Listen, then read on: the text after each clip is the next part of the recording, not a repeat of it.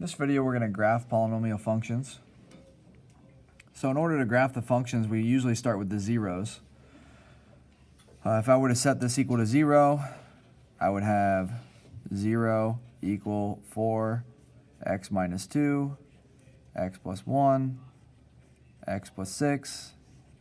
I would do the zero product property, and we would end up with x minus 2 equals 0, or x plus 1 equals 0, or x plus 6 equals 0, which tells us our x-intercepts would be 2, or -1, or -6.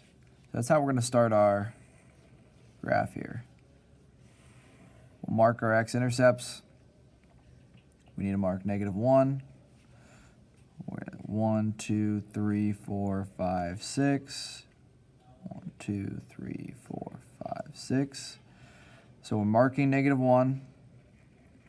We're going to mark 2 and -6.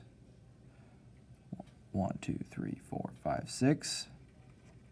Once you have those marked, we need to look at what the end behavior is going to do. This is an odd degree, so we're going to write odd degree. And that's a positive LC, which means my end behavior should look like that. Now, if you want to find some other points to kind of graph to make this look really perfect, you could plug some in. So like if I wanted to find another coordinate, I could plug in 3 here. So let's just go ahead and do that, f of 3, just so I have another one out here. And then we're going to also do f of, this is -6, let's do -7 here. So f of -7. That way we get our end behavior started correctly. F of 3, plug that into the function. 4, 3 minus 2, 3 plus 1, and then 3 plus 6. So I get 4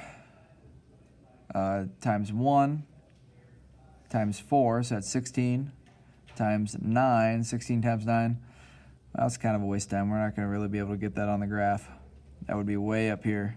So once we know this end behavior and we know our zeros, we can just kind of draw what the function would look like.